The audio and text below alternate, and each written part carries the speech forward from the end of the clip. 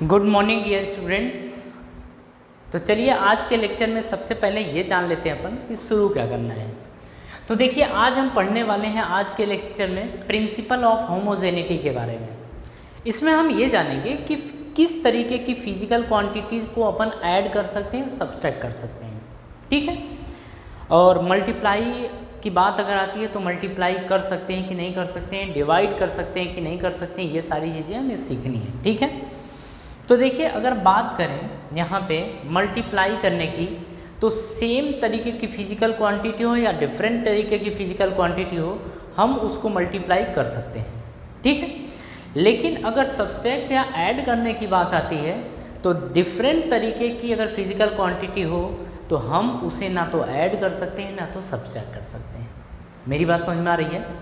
तो यही चीज़ आज हमें पढ़ना है और कुछ बेहतर क्वेश्चन सॉल्व करने हैं और तौर तरीके देखने हैं, ठीक है। मतलब आज का लेक्चर भी बेहतर लेक्चर होने वाला है, ठीक है। तो चलिए आप पहली हेडिंग लिखिए यहाँ पे, principle of homogeneity. Principle of homogeneity, principle of homogeneity, ये हमारा आज का हेडिंग है, ठीक है। अब इसमें लिखिए, according to this principle we can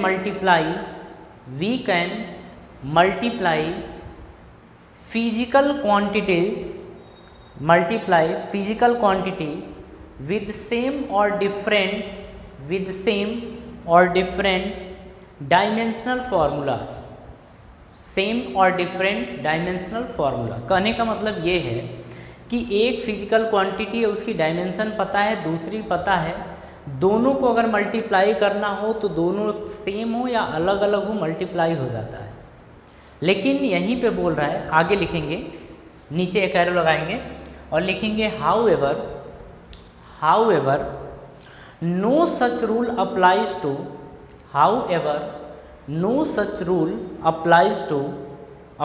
to addition and subtraction, ठीक है। कोई भी ऐसा रूल नहीं है जिससे हम दो अलग अलग फिजिकल क्वांटिटीज़ को ऐड कर सकें या सब्सट्रैक्ट कर सकें, ठीक है। मतलब केवल मल्टीप्लाई कर सकते हैं, ऐड और सब्ट्रैक्ट नहीं कर सकते। अब इसी चीज़ को हमें सीखना है, ठीक है।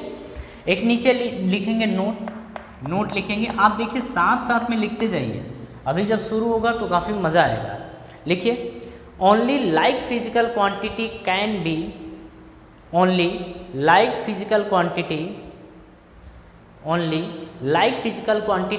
बी एडेड और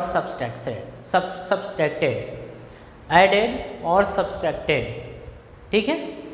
अब देखिए जैसे अगर हम बात कर लें यहाँ पे कि मान लीजिए कि एक फिजिकल क्वांटिटी P है, दूसरा Q है और दोनों ऐड हो जा रहे हैं, ठीक है, और दोनों ऐड होके एक रिजल्ट नया बना रहे हैं R। तो हम यहाँ पे बोलेंगे कि P और Q जो है वो सेम फिजिकल क्वांटिटी है, ठीक है। इसका क्या मतलब है कि सेम फिजिकल क्वांटिटी है, इन दोनों की जो डायमेंशन है, मतलब जो इसका डायमेंशनल फॉर्मूला है, हम ये बोलेंगे कि जो इनका डायमेंशनल फॉर्मूला वो भी सेम होने वाला है। वो भी कैसा होगा? सेम होगा। मेरी बात समझ में आ रही है? ये चीज़ होता है। अब देखिए यहाँ पे कुछ चीज़ें आप लिखेंगे और हम प्रॉपर वे में चलेंगे कि किस तरीके की फिजिकल क्वांटिटी हो तो कैसे करना होता है और कैसे नहीं करना होता, क्या चेक करना होता है, क्या नहीं चेक करना होता है, इसके बारे में देखना है, ठीक है।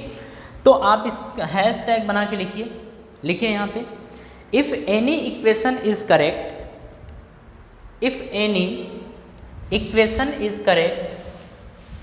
then the dimensions on both side should be same। यहाँ पे ये बोल रहा है कि अगर कोई भी इक्वेशन है और वो करेक्ट है, मतलब ये है कि दोनों तरफ की डायमेंशन सेम है, ठीक है। चलिए समझते हैं इक्वेशन के थ्रू। देखिए एक लिखा है v equals to U plus A T, हमें ये चेक करना है कि दोनों तरफ की डायमेंशन सेम है कि नहीं है। अगर दोनों तरफ की डायमेंशन सेम हो गई मतलब ये इक्वेशन करेक्ट है। अगर दोनों तरफ की डायमेंशन सेम नहीं हुई मतलब इक्वेशन गलत है। ठीक है, अब इसी चीज़ को चेक करना है। यहाँ पे देखिए v जो है वो फाइनल वेलोसिटी है, फाइनल वेलोसिटी है v। u जो है यहाँ पे आपकी इनिशियल वेलोसिटी है। a की बात करें तो ये आपका एक्सेलरेशन है, t आपका टाइम है, ये दे रखा है। ठीक है, अगर हम बात करें कि वेलोसिटी की डायमेंशन, फाइनल वेलोसिटी की डायमेंशन, तो ये होता है L(t⁻⁻1)। पिछले लेक्चर्स में हमने ये सारी चीज़ें पढ़ रखी थी और हमें डायरेक्ट याद भी रखना था। इनिशियल वेलोसिटी यानी कि ये b वेलोसिटी है तो इसका भी डायमेंशन L(t⁻⁻1) होगा। ठीक है, एक्सेलरेशन की बात करें तो एक्सेलरेशन की डायमेंशन होती है L(t⁻⁻2)। अगर हम टाइम की डायमेंशन की बात करें तो इसकी डायमेंशन होती है t। मुझे लगता है आपको इसमें कोई कन्फ्यूज़न नहीं है, बस यहाँ पे पुट करें तो देखिए यहाँ की रखेंगे डायमेंशन तो L(t⁻⁻1) ये रखेंगे, इस इक्वल्स टू u की डायमेंशन L(t⁻⁻1) ये रखेंगे, प्लस अगर at की डायमेंशन देखी जाए तो a की होती है L(t⁻⁻2) और t की डायमेंशन होती है t। ठीक है, अब ये दोनों इसकी पावर 1 है, दोनों मल्टीप्लाई हो रहे हैं तो पावर ऐड हो जाएगी। पावर क्या होगी? ऐड हो जाएगी। ऐड होते ही ये आ जाएगा L(t⁻⁻2) प्लस 1, यानी कि ये आ जाएगा L(t⁻⁻1). ठीक है, यहाँ की डायमेंशन क्या थी? L(t⁻⁻1) ये थी। यहाँ की डायमेंशन क्या थी? L(t⁻⁻1). ठीक है, अब खुद देखिए ये सेम टाइप के हैं, डायमेंशन दोनों का क्या है? सेम है।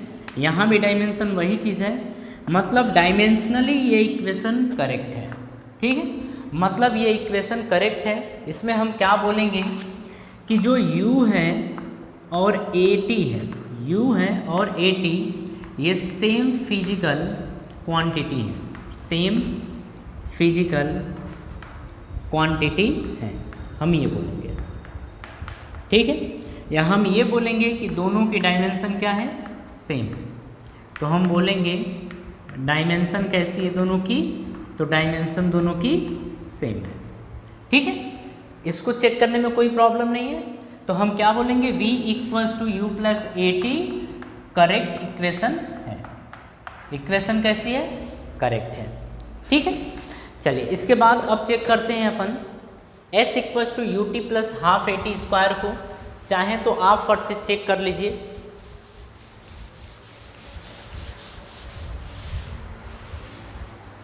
देखिए नेक्स्ट है आपका यहाँ पे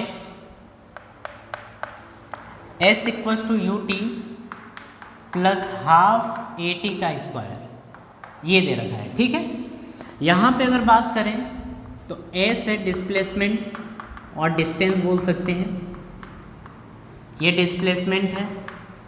u की बात करें इनिशियल वेलोसिटी है, इनिशियल वेलोसिटी। यहाँ पे t की बात करें तो t फॉर टाइम ये है, a एक्सेलरेशन है और t तो आप देख ही रहे हैं t है। अगर हम इनके डायमेंशन की बात करें तो डिस्प्लेसमेंट की डायरेक्शन, डिस्प्लेसमेंट का मतलब लेंथ और लेंथ की डायमेंशन l। वेलोसिटी की बात करें तो L(t⁻⁻1). एक्सेलरेशन की बात करें अपन तो L(t⁻⁻2). सॉरी, ये टाइम है तो टाइम की डायमेंशन t। एक्सेलरेशन की डायमेंशन आपकी है L(t⁻⁻2). सभी को यहाँ पे पुट करिए। यहाँ देखिए अगर हम इसके डायमेंशन की बात करें तो इसकी डायमेंशन L है। u की बात करें तो u की डायमेंशन आप देखिए दे रखा है L(t⁻⁻1). t की डायमेंशन है t⁻1 ये है, प्लस हाफ को रहने देते हैं, कांस्टेंट है और कांस्टेंट डायमेंशन लेस होता है। एक्सेलरेशन की बात करें तो ये है L(t⁻⁻2). टाइम पीरियड की बात करें तो टाइम पीरियड की डायमेंशन हो जाएगी t की पावर 2, ठीक है। अब देखिए ये मल्टीप्लाई होगा, पावर ऐड होगा, तो L t की पावर -1 + 1 ये आएगा, प्लस ये आएगा L t की पावर -2 और ये +2 ये हो गया, ठीक है। ये आपका आ जाएगा t की पावर 0 और t की पावर 0 का मतलब 1, यानी कि यहाँ की डायमेंशन केवल L, प्लस -2 + 2 t की पावर 0 और t की पावर 0 का मतलब 1, तो मल्टीप्लाई 1, यानी कि इधर भी बचा L, ठीक है। और यहाँ पे तो आप देख ही रहे हैं कि L है, यानी कि हम ये बोलेंगे कि ये और ये मतलब ये सेम है, मतलब इक्वेशन करेक्ट है। ये इक्वेशन कैसी है? करेक्ट है। यहाँ पे ध्यान दीजिए, इक्वेशन कैसी है? करेक्ट है। तो अब हम यहाँ पे बोलेंगे कि डायमेंशन दोनों तरफ की सेम है, इसीलिए हम ये बोलेंगे कि ut, यानी कि अपन s की भी बात कर दें या फिर बात कर दें ut की, अच्छा s को हटाओ, अपन बात कर रहे हैं ut की एंड बात कर रहे हैं हाफ AT² की, तो हम यहाँ पे देख रहे हैं कि ये और ये सेम फिजिकल क्वांटिटी है तभी ऐड हो रहा है। अगर अलग अलग होता तो यहीं पे ये इनकरेक्ट हो जाता। तो सेम तरीके की अगर फिजिकल क्वांटिटी है तभी ऐड होगी, तो हम बोलेंगे कि same physical quantity, same physical quantity, ये चीज़ है, ठीक है। देखिए जब बेहतर क्वेश्चन आपको सॉल्व करना होगा तो ये आपको आना चाहिए। हर तरीके का मेथड अपन यूज़ कर देते हैं किसी क्वेश्चन को सॉल्व करने के लिए, लेकिन पहले हमें मेथड आना तो चाहिए, तब तो कर पाएंगे। तो ये भी है, थर्ड इक्वेशन को भी अपन प्रूफ कर देते हैं, ठीक है। थर्ड इक्वेशन में हम ये लिख देते हैं, थर्ड इक्वेशन ऑफ मोशन है v² = u² + 2as, ये ठीक है। v, u, a और s अगर इनकी बात करें तो ये final velocity, initial velocity, acceleration, displacement, यही सब है।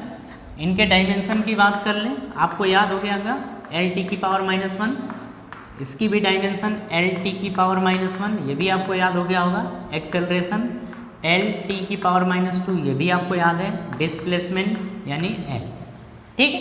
सबको उठा के पुट करते हैं तो Lt की पावर -1 v के प्लेस पे स्क्वायर, u है तो Lt की पावर -1, इसका भी स्क्वायर है, +2 टाइम, तो 2 कांस्टेंट है, हटा देते हैं। a की डायमेंशन Lt की पावर -2 ये, फिर डिस्प्लेसमेंट है, डिस्प्लेसमेंट का डायमेंशन L। अगर हम इसकी बात करते हैं तो यहाँ पे भी यही आ जाएगा, ठीक है। तो अब सबको ले लेते हैं, सबको अंदर भेज देते हैं। तो क्या L² t की पावर -2, यहाँ पे देखेंगे तो ये L, ठीक है, तो ये L की पावर 2 और t की पावर -2 ये हो जाएगा, प्लस यहाँ पे देखिए L का इसकी पावर 1 है और इसकी पावर 1 है, तो पावर जुड़ जाएगी, तो ये भी आ जाएगा L की पावर 2 और t की पावर -2। देखिए ये डायमेंशनली करेक्ट है, दोनों सेम है, इसीलिए ये दोनों ऐड हो जाएगा और ये इसके बराबर है, मतलब ये इक्वेशन ऑफ मोशन क्या है? करेक्ट है, मतलब इक्वेशन ये करेक्ट है। मेरी बात समझ में आ रही है? ये चीज़ है। तो यहाँ पे हम बोलेंगे कि u² एंड 2as ये क्या है?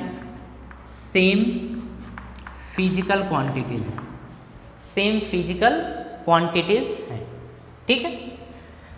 अगर ये हो गया तो इसे अपन इरेज कर दे रहे हैं और इसके बाद अपन नेक्स्ट की तरफ मूव करें। नेक्स्ट देखते हैं क्या है। तो देखिए नेक्स्ट दिया है t = 2π√g/L, ठीक है, √g/L। t यहाँ पे टाइम पीरियड है, t यहाँ पे टाइम पीरियड, g यहाँ पे है ग्रेविटेशनल एक्सेलरेशन, ग्रेविटेशनल एक्सेलरेशन है, यहाँ पे है L, यह लेंथ ऑफ वायर या लेंथ ऑफ स्ट्रिंग, ठीक है, लेंथ है। अगर हम टाइम पीरियड की डायमेंशन की बात करें तो t, ग्रेविटेशनल एक्सेलरेशन कुल मिला के एक्सेलरेशन है, तो एक्सेलरेशन की डायमेंशन हो जाएगी Lt की पावर -2, लेंथ है और लेंथ की डायमेंशन एल होती है, उठा के यहाँ पे पुट करिए। ठीक है, देखिए टी है तो टी की डायमेंशन टी होगी is equal to 2 pi constant है, इसकी कोई डायमेंशन नहीं। अंदर जी की डायमेंशन है एल टी की पावर -2, एल की डायमेंशन नीचे लिखेंगे एल, ये लिखेंगे।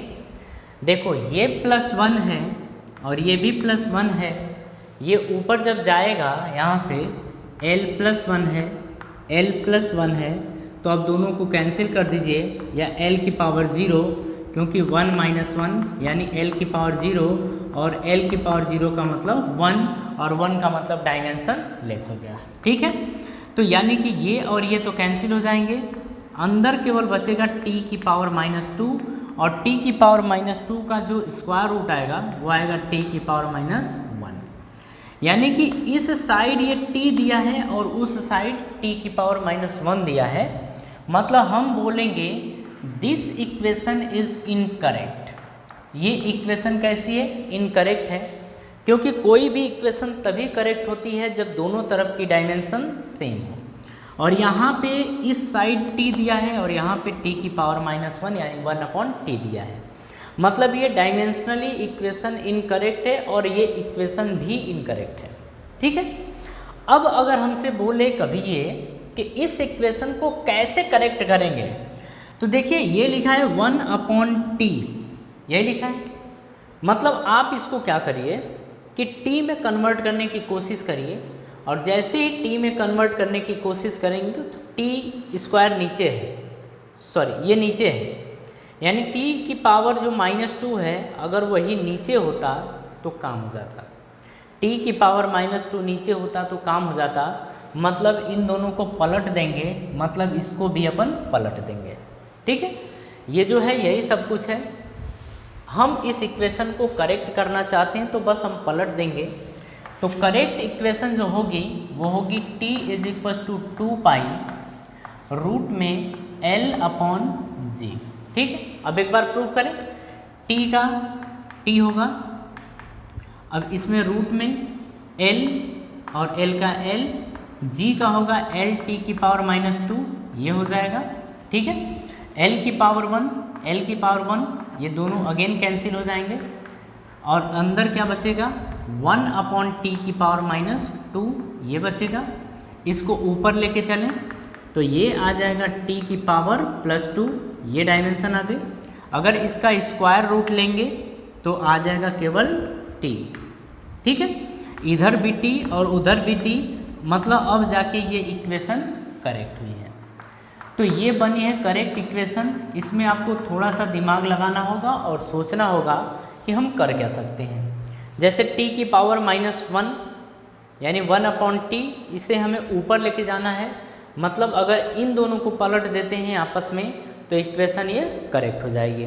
ठीक है, तो अब एक और चीज़ अपन देख लेते हैं और समझ लेते हैं। देखिए कुछ चीज़ें हमें इसमें पहले से पता होनी चाहिए, तभी जाके हम कर पाते हैं। जैसे अगर टाइम पीरियड दिया है तो टाइम पीरियड का फॉर्मूला होता है 2 पाई रूट L/G, ये होता है। ठीक है, रूट L/G होता है, लेकिन अगर G/L कर दें तो भी गलत है। जैसे आप देखिए, मान लीजिए v = u + at, ये इक्वेशन होती है। ठीक है, अगर इसके प्लेस पे 2 कर दें तो भी तो ये इक्वेशन डायमेंशनली करेक्ट होगा, लेकिन न्यूमेरिकली ये इनकरेक्ट हो जाएगा, यानी मैथमेटिकली ये इनकरेक्ट हो जाएगा, लेकिन डायमेंशनली करेक्ट हो जाएगा। तो अगर हमें पहले से ये पता न होता कि v = u + at होता है, तो हम यहाँ 4 कर दें या 8 कर दें, कोई फ़र्क पड़ेगा उसके डायमेंशन में? उसके डायमेंशन में कोई फ़र्क नहीं पड़ेगा। तो हमें कैसे पता चलेगा कि ये इक्वेशन करेक्ट है कि इनकरेक्ट है? तो कुछ चीज़ों के लिए हमें पहले से ही थोड़ा ध्यान रखना होगा कि ये चीज़ होता है। ठीक है, तब जाके कर पाएंगे। तो चलिए नेक्स्ट की बात करते हैं अपन। यहाँ पे लिखा गया है एक कि t = 4 पाई रूट L/G, ये दिया गया है। ठीक है, एक और की बात कर लें, v² = u² + 4as, ये दे रखा है। लेकिन हमें पता है यहाँ पे कि इसका जो एक्चुअल फॉर्मूला है ये ये होता है t is equal to 2π√L/g। यहाँ पे हमें पता है कि v का स्क्वायर बराबर होता है u² + 2as।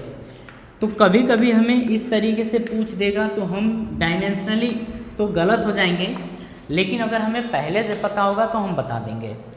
हम यहाँ पे ये बोल रहे हैं कि ये दोनों के दोनों फॉर्मूले डायमेंशनली करेक्ट हैं, डायमेंशनली करेक्ट हैं, बट हम यहाँ पे बोलेंगे कि मैथमेटिकली ये मैथमेटिकली इनकरेक्ट है। ठीक है, मतलब हमें पहले से कुछ बातें ध्यान रखनी होंगी। ठीक है, चलिए इसके बाद एक फॉर्मूला होता है F = mv²/r। ये होता है सेंट्रीपिटल फोर्स का फॉर्मूला या सेंट्रीफ्यूगल फोर्स भी बोल सकते हैं। ये उसका फॉर्मूला होता है और ये होता है फॉर्मूला F = mv²/r। ठीक है, यहाँ पे F आपका फोर्स है, यहाँ पे m मास दे रखा है, v फॉर वेलोसिटी है और r जो है आपका ये डिस्टेंस है, r डिस्टेंस है। अगर फोर्स की बात करें तो इसकी डायमेंशन mL/T⁻² होती है, मास की डायमेंशन होती है m, वेलोसिटी की डायरेक्शन होती है L/T⁻⁻1, डिस्टेंस की डायमेंशन होती है l। ठीक है, ये होती है, सभी चीज़ें पुट करें। यहाँ पे है mL/T⁻², यही हमें प्रूफ करना है कि इधर भी यही है कि नहीं है, तभी ये इक्वेशन करेक्ट या इनकरेक्ट होगा, उसी के बेस पे बताएंगे। मास का m, v का होगा L/T⁻⁻1 का स्क्वायर, नीचे डिस्टेंस दे रखा है तो डिस्टेंस का क्या होगा l, डिस्टेंस का l। ठीक है, अब ये देखिए m को भी इसमें लेके आते हैं, इसकी पावर +1 है। अब इसको आप अंदर, अच्छा ऐसे नहीं ला सकते, पहले इसको अंदर करो तो ये आएगा m, ये आएगा, इसका स्क्वायर कर दें, l का स्क्वायर T⁻⁻2 अपॉन नीचे है L⁻1, ये दे रखा है। ठीक है, अब सबको लेके आइए, तो इसको यहाँ लेके आइए, तो m तो ठीक है, L⁻+2 L⁻+1 ऊपर जाएगा तो ये -1 बन जाएगा, यानी कि 2 - 1 = 1। ठीक है, तो L⁻1 बन जाएगा, 2 में से सब्सट्रैक्ट करेंगे तो यहाँ पे T⁻2 है तो T⁻2 ये बन गया इधर का पोर्शन। ठीक है, तो अब मिला लेते हैं, m⁻1 L⁻1 T⁻2 ये दे रखा है, m⁻1 L⁻1 T⁻2, तो हम बोलेंगे कि ये करेक्ट इक्वेशन है। ये इक्वेशन कैसी है? करेक्ट। आप देखिए कंफ्यूज बहुत ज़्यादा मत होइएगा कि यहाँ 4, 3, 2 ये सारी चीज़ें हमें याद रखनी पड़ती है, ये ज़्यादा दिक्कत आपको पैदा नहीं करेगी। ठीक है, हमसे पूछेगा डायमेंशनली बताइए करेक्ट है कि नहीं करेक्ट है, हम वो बता पाएंगे। ठीक है, तो ये समझ में आया कि दोनों तरफ की डायमेंशन सेम है, मतलब ये इक्वेशन क्या है? करेक्ट है। ठीक है, नेक्स्ट की बात करें और देखिए इसमें इसके बाद हम बात करेंगे काइनेटिक एनर्जी की, फिर बात करेंगे हम वेलोसिटी पोटेंशियल की, पोटेंशियल का भी हम देखेंगे।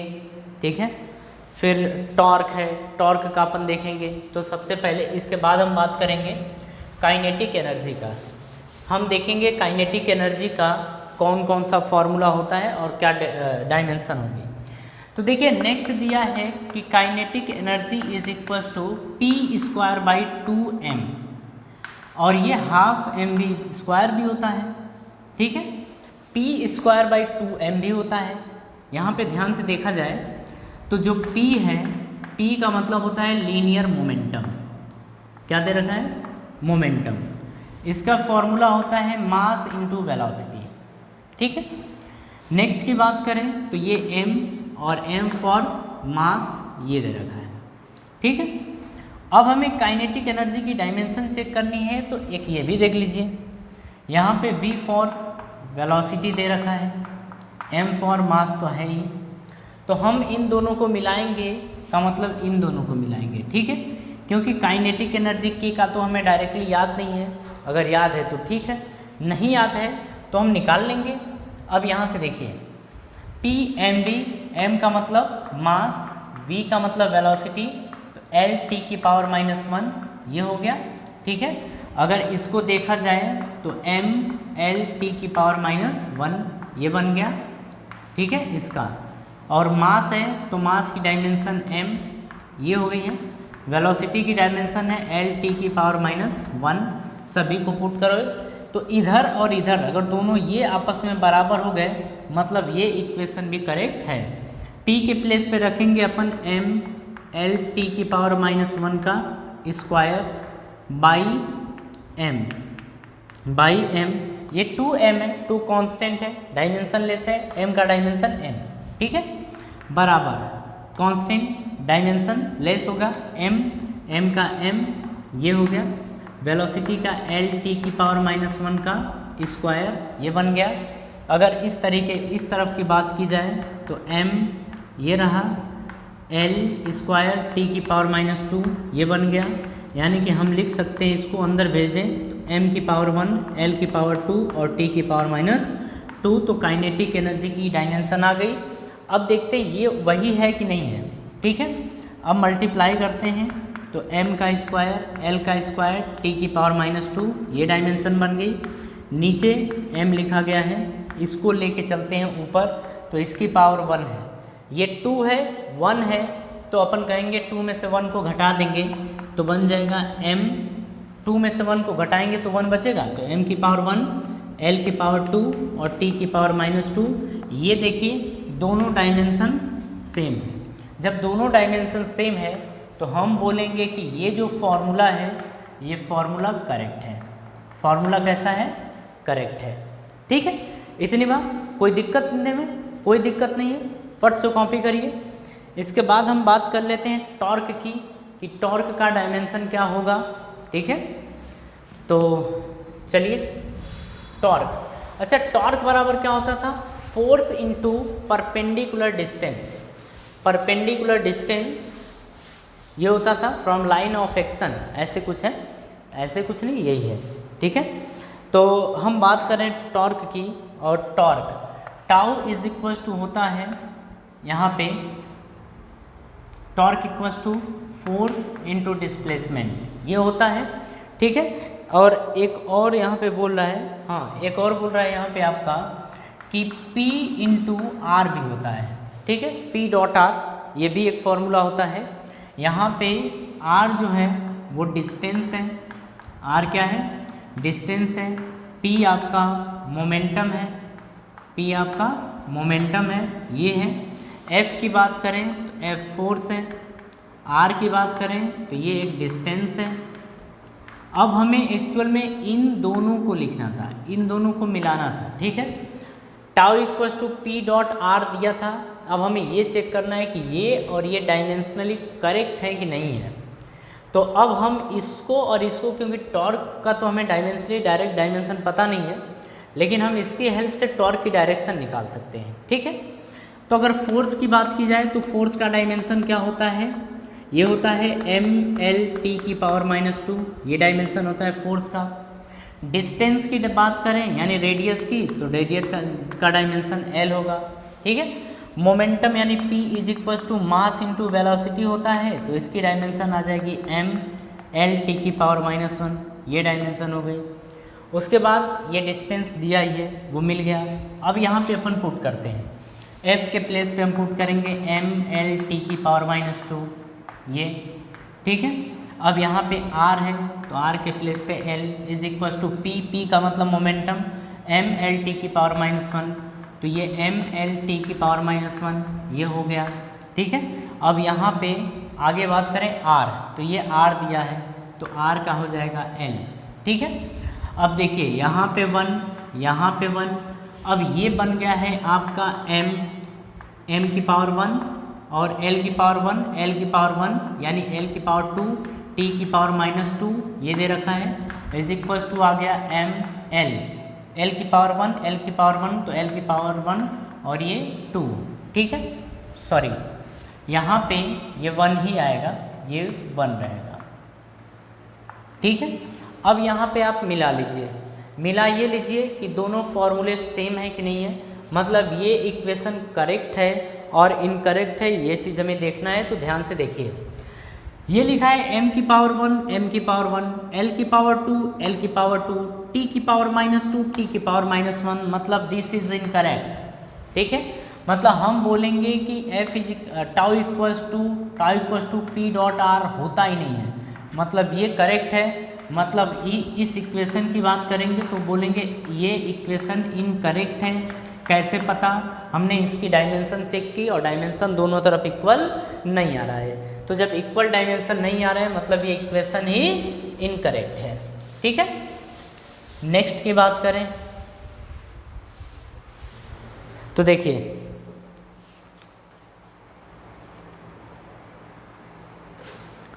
नेक्स्ट में आप लिखेंगे, एक पॉइंट लिखेंगे यहाँ पे और लिखिए only like physical quantities are added और सब्सट्रैक्टेड। लिखना ये चीज़ हम पहले भी लिख चुके हैं बट यहाँ पे भी लिखना है कि only like physical quantities are, only like physical quantities are added और सब्सट्रैक्टेड। एडेड और सब्सट्रैक्टेड कहने का मतलब है कि सेम तरीके की फिजिकल क्वांटिटी को अपन ऐड या सब्सट्रैक्ट कर सकते हैं, अदर टाइप की फिजिकल क्वांटिटी को नहीं। और अब ध्यान से देखिएगा क्योंकि ये एक इम्पॉर्टेंट पोर्शन है, यहाँ पे आपको काफ़ी चीज़ सीखने को मिलेगा और आप सीखेंगे भी। ठीक है, चलिए अपन नेक्स्ट क्वेश्चन देखते हैं क्या दिया गया है। यहाँ पे दिया गया है कि v minus alpha is equals to X minus beta upon t minus gamma. ठीक है, बोल रहे हैं यहाँ पे कि find dimension of alpha beta and gamma. ठीक है, अल्फ़ा बीटा और गामा की हमें डायमेंशन बतानी है। खूब अच्छे से समझिएगा, यहाँ पे हमने ये देखा था कि हम तभी सब्सट्रैक्ट या ऐड कर सकते हैं जब दोनों की डायमेंशन सेम हो, यानी कि अल्फ़ा की जो v की डायमेंशन होगी वही अल्फ़ा की डायमेंशन होगी। ठीक है, उसी तरीके से हमने यहाँ भी देखा था कि जो x की डायमेंशन होगी वही बीटा की होगी तभी घटेगा। तो x की जो डायमेंशन होगी वही डायमेंशन होगी बीटा की। इसी तरीके से हमने देखा था कि जो t की डायमेंशन होगी वही गामा की होगी, तो जो t की डायमेंशन होगी वही गामा की होगी। ठीक है, यहाँ पे एक बात और देख लीजिएगा कि v है वेलोसिटी, वेलोसिटी, x है डिस्प्लेसमेंट और डिस्टेंस। ठीक है, और यहाँ पे t है आपका टाइम। अब हमें इसकी डायमेंशन बतानी है तो देखिए वेलोसिटी की डायमेंशन होती है l t की पावर -1, यानी कि अल्फ़ा की भी डायमेंशन यही हो जाएगी। ठीक है, अगर हम डिस्प्लेसमेंट की डायमेंशन की बात करें तो डिस्प्लेसमेंट एक लेंथ होता है जिसकी डायमेंशन l होगी और वही डायमेंशन हो जाएगी बीटा की। ठीक है, यहाँ पे टाइम दिया गया है तो टाइम की डायमेंशन होती है t और यही डायमेंशन हो जाएगी गामा की। कोई कन्फ्यूज़न नहीं है, बिल्कुल सिंपल है, आप आसानी से कर लेंगे। ठीक है, चलिए अब नेक्स्ट क्वेश्चन की तरफ अपन मूव करते हैं।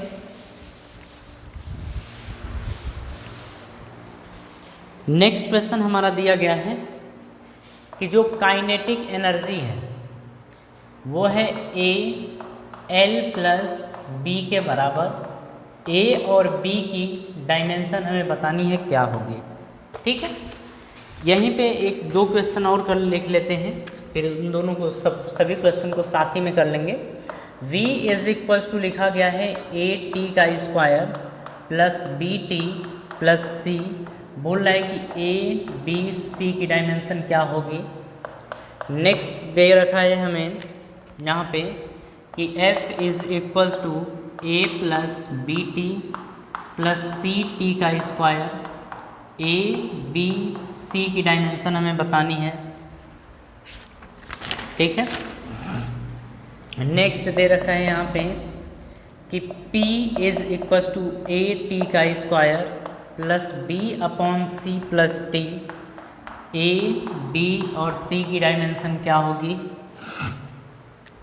इसके बाद दे रखा है P plus A upon V square ये दे रखा है, दूसरे ब्रैकेट में V माइनस बी ये दे रखा है, equals to R into T ये दे रखा है। ठीक है, फिर हमसे पूछ रहा है कि A और B की डायमेंशन क्या होगी। यहाँ पे A और B की डायमेंशन क्या होगी इसकी बात कर रहा है। ठीक है, हम लिखते जाते हैं और साथ में समझते जाएंगे कौन क्या दे रखा है। देखिए यहाँ पे काइनेटिक एनर्जी की बात करें तो A ब्रैकेट में L प्लस बी, L यहाँ पे लेंथ है। ठीक है, तो अगर हम इस क्वेश्चन की बात करें, चलो इसे हम दूसरा मान लेते हैं, थर्ड, फोर्थ, फिफ्थ और ये सिक्स्थ। ठीक है, हम फर्स्ट क्वेश्चन की बात कर रहे हैं तो kinetic energy is equals to A L plus B. यहाँ पे L है लेंथ, L क्या है लेंथ, और लेंथ की डायमेंशन की बात करें तो लेंथ की डायमेंशन होती है L। ठीक है, ये इसकी डायमेंशन होती है। अगर काइनेटिक एनर्जी की बात करें तो काइनेटिक एनर्जी का फॉर्मूला होता है हाफ mv का स्क्वायर, और इसके डायमेंशन की बात करें तो इसकी डायमेंशन होती है m l स्क्वायर टी की पावर माइनस 2। जब इसका डायमेंशन आप निकालेंगे, पीछे हमने सब कुछ निकाल के देख लिया है, निकालेंगे तो इसकी डायमेंशन यही आएगी। ठीक है, अब देखिए यहाँ पे अगर हम इसकी बात करें तो ये तभी जुड़ेगा, तभी ऐड होगा जब L की जो डायमेंशन होगी वही B की हो, यानी कि जो L की डायमेंशन होगी वही B की डायमेंशन होगी, और L की डायमेंशन L है तो इसका मतलब B की डायमेंशन क्या हो गई L हो गई। ठीक है, तो देखिए इसकी डायमेंशन, इन दोनों की डायमेंशन तो L है, A अब हमें बताना है तो हम क्या लिख सकते हैं, काइनेटिक एनर्जी की डायमेंशन है एम एल स्क्वायर टी की power minus 2 is equals to A, और इसकी डायमेंशन है L, इसकी डायमेंशन L है। ठीक है, इससे यहाँ डिवाइड कर दीजिए तो A बराबर आ जाएगा एम एल का स्क्वायर टी की पावर माइनस 2 अपॉन में आप लिखेंगे L। ठीक है, अब देखिए L की पावर 1 है और ये अब ऊपर जाएगा तो जो A का डायमेंशन आ जाएगा m तो रहेगा 2 और ये ऊपर जाएगा तो माइनस 2 में से 1 घटेगा तो 1, तो ये बचेगा 1 और t की पावर माइनस 2, ये डायमेंशन हो गई A की। ठीक है, इस तरीके से इसे कैलकुलेट किया जाएगा, कोई कन्फ्यूज़न नहीं है, आसानी से हो जाएगा और आराम से हो जाएगा। ठीक है, बस आप समझते जाइए कि किस तरीके से इसे सॉल्व किया जा रहा है। चलिए अब हम थर्ड की बात कर लेते हैं, सॉरी ये सेकेंड था, अब हम थर्ड की बात कर लेते हैं। लिखा है v is equals to A T का square plus B T plus C. यहाँ पे v दे रखा है वेलोसिटी और यहाँ पे t दे रखा है आपका टाइम। ठीक है, ये दे रखा है। अब देखिए बात हो रही है यहाँ पे कि ये तीनों तभी जुड़ेंगे, ये तीनों तभी जुड़ेंगे जब इन सभी की डायमेंशन आपस में बराबर होगी, इन सभी की डायमेंशन आपस में बराबर होगी। लेकिन बात ये है कि जो इन सब की डायमेंशन होगी वो इसकी डायमेंशन के बराबर होगी। ठीक है, मतलब जो इसकी डायमेंशन होगी वही इसकी डायमेंशन होगी, वही इसकी डायमेंशन होगी और वही इसकी डायमेंशन होगी, तभी तो जुड़ेगा ना। जब सेम डायमेंशन के रहेंगे तभी जुड़ पाता है। तो अब बात करते हैं कि वेलोसिटी की डायमेंशन। तो सबसे पहले देखिए जो v की डायमेंशन होगी वही डायमेंशन होगी ए टी स्क्वायर की, वही डायमेंशन होगी बी टी की और वही डायमेंशन होगी सी की। ठीक है, अगर v के डायमेंशन की बात करें तो एल टी की पावर माइनस 1 ये होता है, तो हम लिख लेंगे a, और यहाँ पे जो t की डायमेंशन है, t की डायमेंशन होती है t का स्क्वायर, ये हो गया। ठीक है, एक तो ये निपट गया। दूसरा हम कर देंगे इसको और इसको, मतलब इसकी डायमेंशन को इससे इक्वेट कर देंगे तो ये आएगा एल टी की power minus 1 is equals to B, और यहाँ की डायमेंशन होगी t। ठीक है, ये हो गया। अब c की बात कर रहे हैं तो यहाँ पे लिख लीजिए कि जो c की डायमेंशन, जो इसकी डायमेंशन होगी यानी कि एल टी की पावर माइनस 1 वही डायमेंशन हो जाएगी c की। तो c की डायमेंशन तो मिल गई, c की डायमेंशन क्या है एल टी की पावर माइनस 1।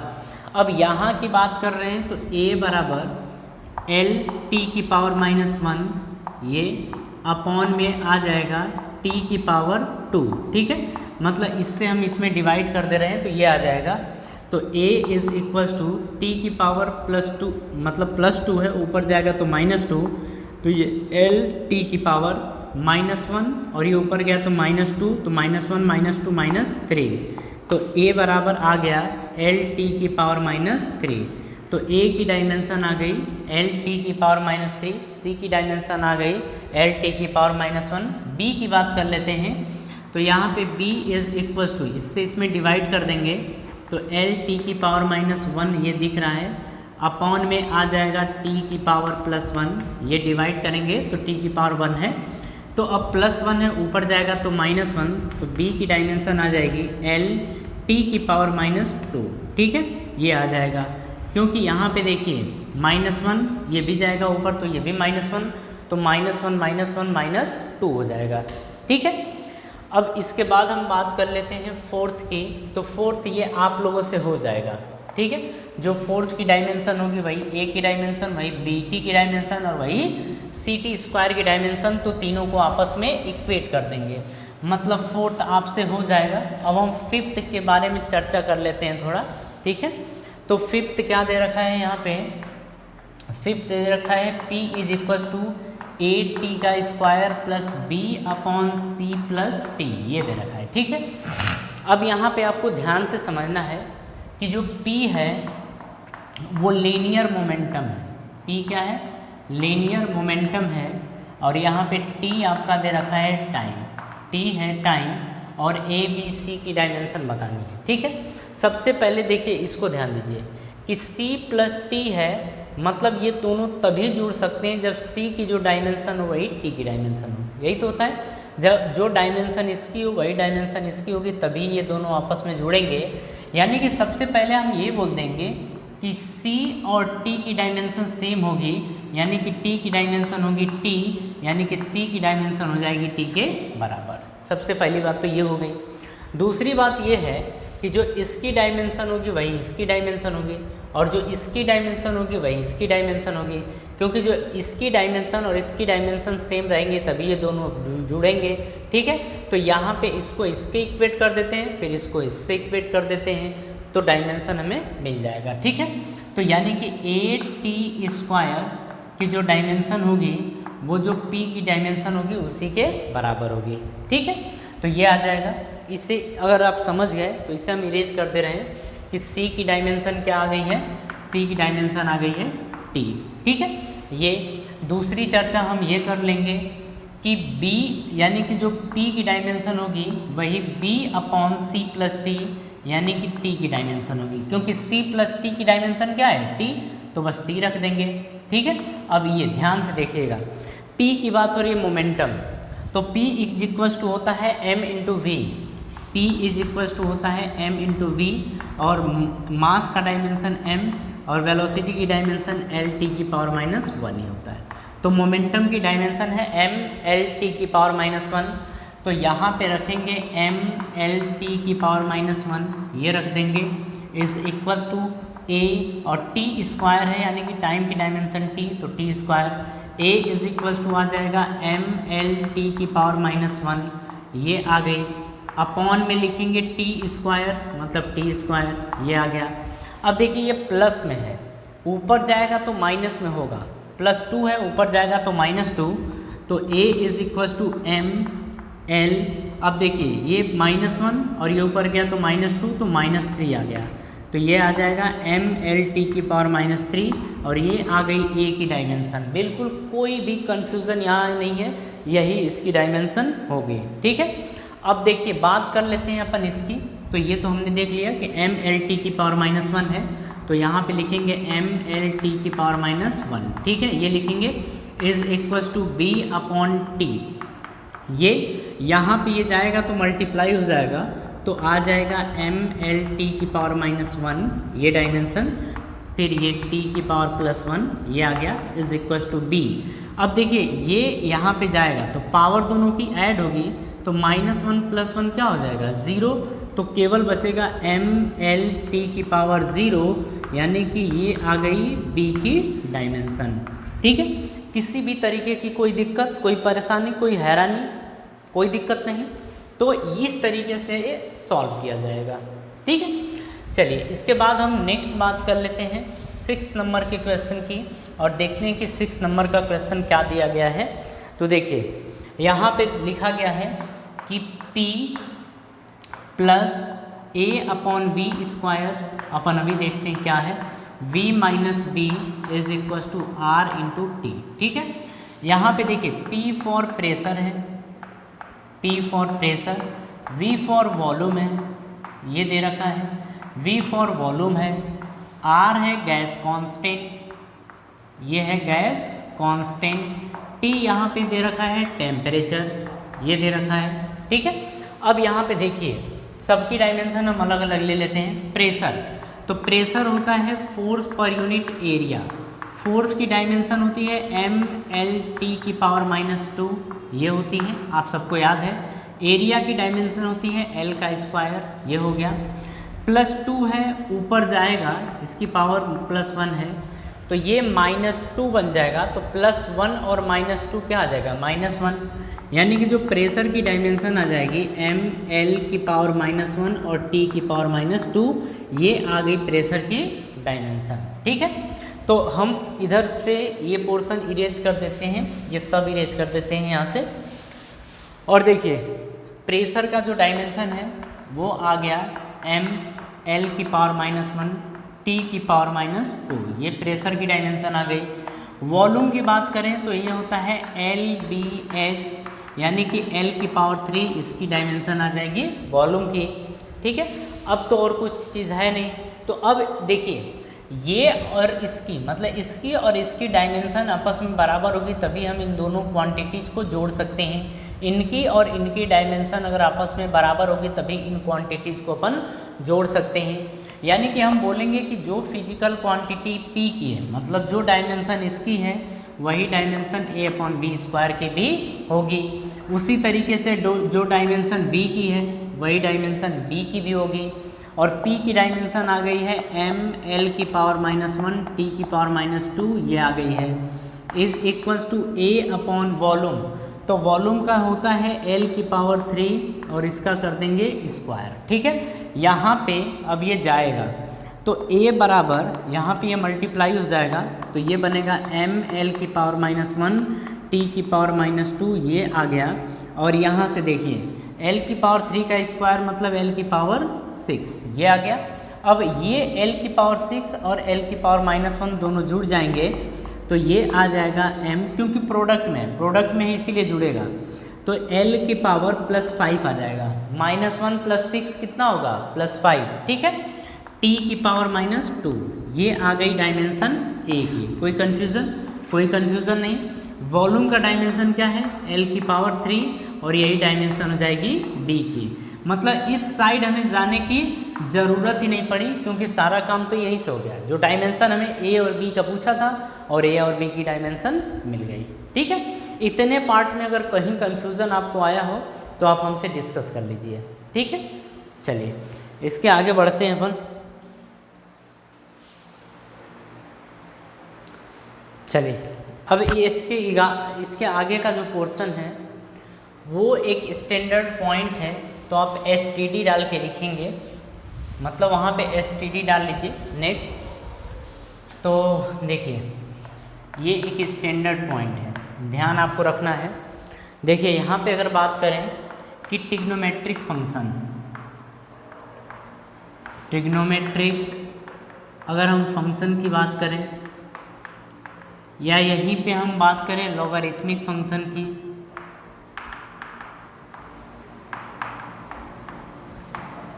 या फिर यहीं पे हम बात करें एक्सपोनेंशियल फंक्शन की,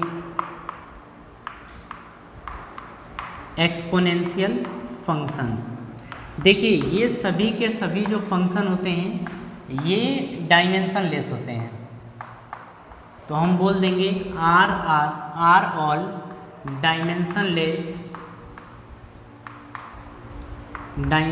less physical quantities.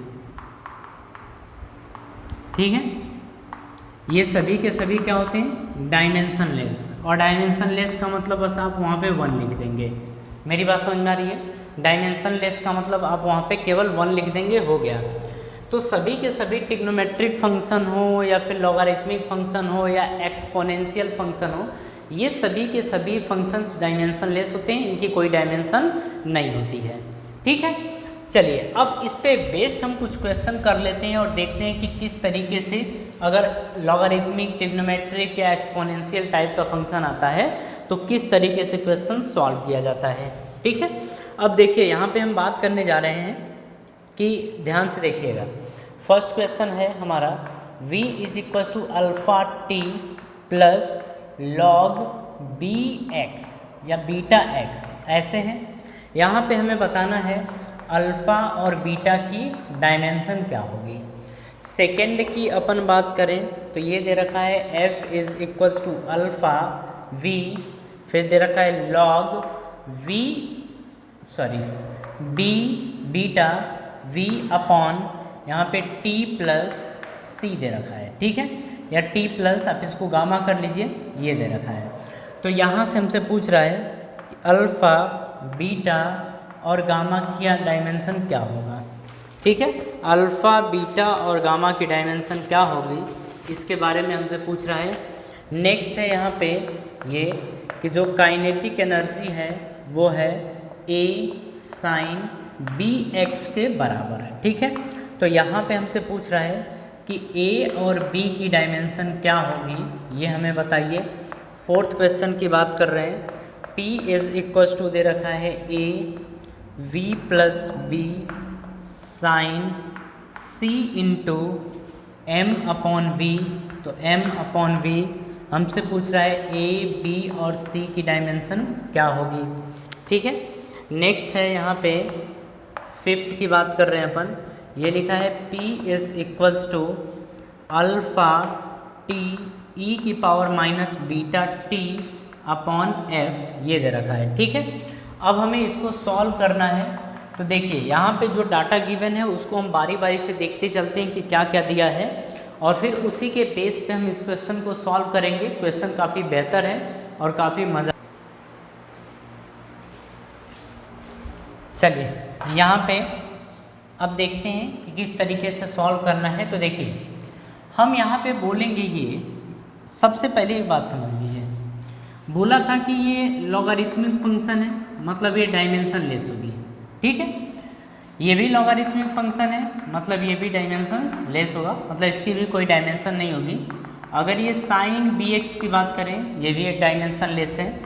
Sign c dot m upon v, इसकी बात करें, ये भी डायमेंशन लेस है, ये भी डायमेंशन लेस है। मतलब इसके प्लेस पे जो वैल्यू है, इसके प्लेस पे अपन 1 1 1 बस पुट कर देंगे और उसके बाद उसकी डायमेंशन निकाल लेंगे। ठीक है, यहाँ पे देखिए हम बोल रहे हैं कि v की जो डायमेंशन होगी वही अल्फ़ा t की डायमेंशन होगी, ये चीज़ ठीक है।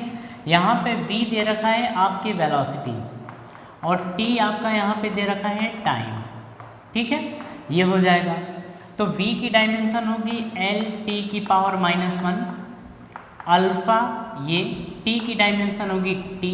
ठीक है, t से अपन t की पावर 1 है, इससे डिवाइड कर दें तो अल्फ़ा की डायमेंशन आ जाएगी एल टी की पावर -1 अपॉन लिख देंगे अपन ये t की पावर +1, ये अल्फ़ा इज इक्वल्स टू +1, ऊपर जाएगा तो -1, यानी एल टी की पावर -2, ये डायमेंशन आ जाएगी अल्फ़ा की। बात समझ में आ रही है। चलिए इसके बाद अपन देखें कि इसकी डायमेंशन, हमसे बीटा की डायमेंशन पूछा था, तो हम देख रहे हैं कि ये पूरी की पूरी डायमेंशन लेस है। ठीक है, तो डायमेंशन लेस का मतलब इसकी वैल्यू को हम 1 के बराबर पुट कर देंगे। जब भी आए इस तरीके का फंक्शन तो आप तुरंत बीटा x को 1 के बराबर पुट कर देंगे, बस हो गया। ठीक है, तो अब बीटा, यहाँ पे x की बात करें तो x है डिस्प्लेसमेंट, x है डिस्प्लेसमेंट, तो बीटा डिस्प्लेसमेंट का डायमेंशन होता है l इज इक्वल्स टू 1, ये l की पावर 1 है, तो beta is equals to 1 upon l की पावर 1, ये आ जाएगा। तो इसे हम लिख सकते हैं l की पावर -1। ठीक है, तो जो बीटा की डायमेंशन होगी वो l की पावर -1 के बराबर होगी। मेरी बात समझ में आ रही है। ये डायमेंशन हो गई आपके बीटा की। ठीक, अब हम बात कर लेते हैं नेक्स्ट क्वेश्चन यानी सेकेंड क्वेश्चन की। और ये क्वेश्चन देखिए अब कुछ देर बाद आप खुद करने लगेंगे और आपसे होने लगेगा ये चीज़। एक आध क्वेश्चन और देख लीजिए, जैसे फोर्स लिखा है। ठीक है, अब ये देखिए F इज इक्वल्स टू लिखा है अल्फ़ा v लॉग यहाँ पे beta v upon T plus gamma. ठीक है, आप इसमें खुद बताइए यहाँ पे। अच्छा ये देखिए लिखा गया है, ये फोर्स है, v है वेलोसिटी, v है वेलोसिटी, ये v है मतलब ये वेलोसिटी, और t यहाँ पे है टाइम। ठीक है, अब देखिए इन दोनों फंक्शन को हम तभी ऐड कर सकते हैं जब दोनों की डायमेंशन सेम हो, यानी कि जो गामा की डायमेंशन है वही t की डायमेंशन है, तो गामा की डायमेंशन हो जाएगी t। ठीक है, ये हो गया। चलिए एक चीज़ तो मिल गया, उसे रहने देते हैं। बीटा की डायमेंशन कैलकुलेट करनी है तो बीटा की डायमेंशन भी अपन देख लेते हैं कि बीटा की डायमेंशन होगी क्या। ठीक है, लेकिन अगर बात किया जाए तो इतना पोर्शन डायमेंशन लेस है, यानी कि अल्फ़ा v की डायमेंशन जो होगी वो f की डायमेंशन के बराबर होगी। तो अल्फ़ा v की जो डायमेंशन होगी वो f की डायमेंशन के बराबर। तो अल्फ़ा v की डायमेंशन होती है l t की पावर -1, ये होती है, इज इक्वल्स टू फोर्स होता है m l t की पावर -2, ये होता है। ठीक, अब देखिए यहाँ पे अल्फ़ा इज इक्वल्स टू आ जाएगा m की पावर 1 l की पावर 1 t की पावर -2, ये अपॉन में आएगा l की पावर 1 t की पावर -1, ये आ जाएगा।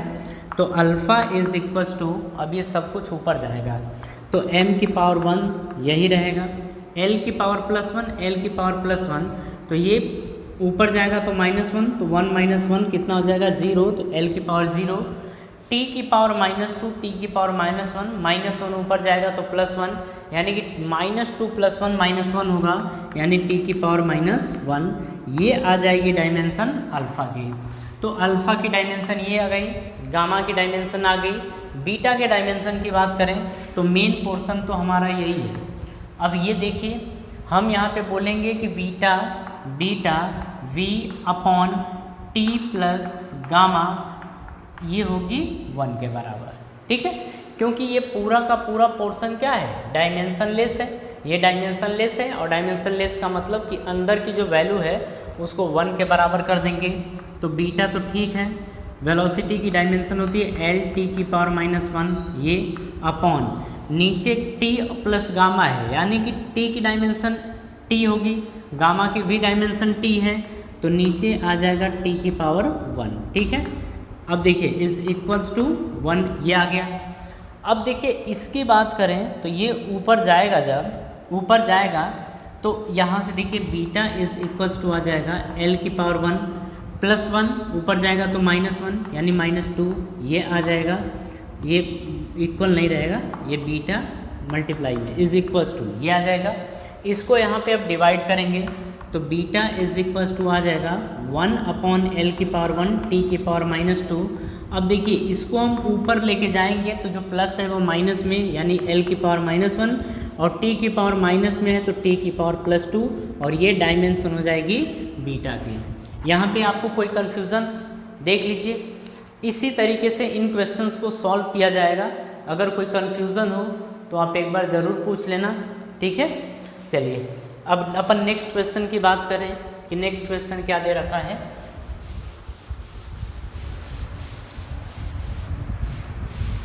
देखिए अब अगर हम बात करें इसमें तो काइनेटिक एनर्जी की डायमेंशन क्या है, तो काइनेटिक एनर्जी का फॉर्मूला होता है ½ mv², ये, और ये है आपका a sin bx के बराबर। यहाँ पे x आपका दे रखा है, ये डिस्प्लेसमेंट है, डिस्प्लेसमेंट है। काइनेटिक एनर्जी की डायमेंशन की बात, अच्छा ये डायमेंशन लेस है, इतनी क्या है डायमेंशन लेस है, यानी कि हम बोलेंगे bx इज इक्वल्स टू 1, यानी कि b और x की डायमेंशन l, डिस्प्लेसमेंट है तो ये equals to 1, b is equals to 1 upon l की पावर 1, ये आ जाएगा, यानी कि ये आ जाएगा l की पावर -1। ठीक है, क्योंकि ऊपर जाएगा तो जो b की डायमेंशन हो जाएगी वो l की पावर -1 के बराबर हो जाएगी। अब बात करते हैं कि इसकी जो डायमेंशन होगी इसकी डायमेंशन के बराबर, मतलब जो a की डायमेंशन होगी वही डायमेंशन काइनेटिक एनर्जी की होगी, और काइनेटिक एनर्जी की डायमेंशन होती है ml² t की पावर -2, आप इसे भी देख लीजिएगा, और ये होगा a के बराबर, मतलब a की डायमेंशन आ जाएगी ml² t की पावर -2। ठीक है, इस तरीके से ये सॉल्व होगा। अगर हम इसकी बात करें तो इसको भी आप 0 के बराबर रखें, 1 के बराबर रखेंगे।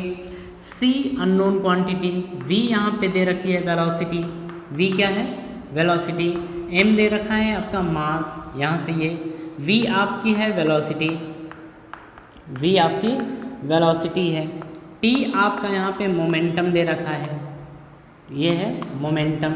ठीक है, तो आप यहाँ से ए बी और सी की वैल्यू कैलकुलेट कर सकते हैं। ठीक है, आपको कोई भी दिक्कत यहाँ पे नहीं होगी। अब हम इसकी अगर बात करें तो ये देखिए दे रखा है मोमेंटम, मोमेंटम दे रखा है, टी फॉर टाइम और यहाँ पे एफ फॉर फोर्स ये दे रखा है, अल्फ़ा और बीटा की पूछा है, अल्फ़ा और बीटा की डायमेंशन हमसे पूछा है। तो देखिए ये डायमेंशन लेस होगा इतना पोर्शन, ठीक है, यानी कि हम यहाँ पे बोल देंगे कि minus beta T upon F, ठीक है, इस इक्वल्स टू आ जाएगा 1 के बराबर। तो डायमेंशन है इसीलिए माइनस का कोई लेना देना नहीं है, माइनस आप यहाँ से हटा सकते हैं। तो बीटा टी की डायमेंशन होगी टी अपॉन फोर्स की डायमेंशन होगी एम एल टी की पावर -2, ये हो जाएगी इज इक्वल्स टू 1। ठीक है, अब यहाँ से देखिए बीटा तो यहीं पे रहेगा, इज इक्वल्स टू हम इसको यहाँ लेके चले जाते हैं तो ये आ जाएगा एम एल टी की पावर -2, ये अब अपॉन में ये टी चला जाएगा तो ये हो जाएगा टी, क्योंकि यहाँ मल्टीप्लाई इधर जाएगा तो डिवाइड हो जाएगा। तो बीटा इज इक्वल्स टू देखिए टी की पावर 1 है तो ये एम एल टी की पावर, देखिए +1 -2 ऊपर जाएगा तो -3, ये हो जाएगा बीटा की डायमेंशन। ठीक है, यहाँ पे कोई दिक्कत नहीं है। अब हम बात कर लेते हैं किसकी, तो हम यहाँ पे बात करने वाले हैं अब इसकी, इस वाले पोर्शन की। तो देखो ये तो डायमेंशन लेस था, यानी कि अल्फ़ा टी की जो डायमेंशन होगी वो पी की डायमेंशन के बराबर होगी। ठीक है, तो अब हम क्या लिखेंगे यहाँ पे, हम ये लिखेंगे कि जो p की डायमेंशन होगी, वही डायमेंशन होगी अल्फ़ा t की। ठीक है, और p के डायमेंशन, p का मतलब m × v मतलब मोमेंटम, तो ये आ जाएगा m l t की पावर -1, ये आ जाएगा। अब देखो इक्वल्स टू अल्फ़ा t की डायमेंशन हो गई t से डिवाइड कर दीजिए, यहाँ पे 1 कर दीजिए, यहाँ भी 1, तो alpha is equals to m की पावर 1 l की पावर 1 t की पावर -1, ये हो गया, अपॉन में t की पावर +1, ये हो गया। तो अल्फ़ा इज इक्वल्स टू, अब ये ऊपर जाएगा, ठीक है, तो ये m की पावर 1 l की पावर 1, ये -1 और ये प्लस है, ऊपर जाएगा तो -1, तो -1 -2, ये -1 -2 हो जाएगा। तो अल्फ़ा की डायमेंशन ये आ गई। ठीक है, तो देखिए यहाँ पे आपको कोई कन्फ्यूज़न नहीं होना चाहिए। अगर फिर भी कोई आपको दिक्कत है तो आप हमसे डिस्कस कर लीजिएगा। ठीक है, अब आपकी अभी यूनिट एंड डायमेंशन इतना ही नहीं है, अभी आपका बहुत है। हम आपको इसका PDF भी प्रोवाइड करेंगे, आप इससे रिलेटेड जितने क्वेश्चंस होंगे उन क्वेश्चंस को आप सॉल्व कर लेंगे। अगर आपसे कोई दिक्कत होती है, आपको कोई दिक्कत होती है सॉल्व करने में, तो उस पर्टिकुलर क्वेश्चन का आप स्क्रीनशॉट लेके या फिर उसका फ़ोटो खींच के व्हाट्सएप ग्रुप पे डाल दीजिएगा। ठीक है, तो चलिए अब मिलते हैं हम नेक्स्ट लेक्चर में। आज की सभा हम यहीं समाप्त करते हैं। Thank you.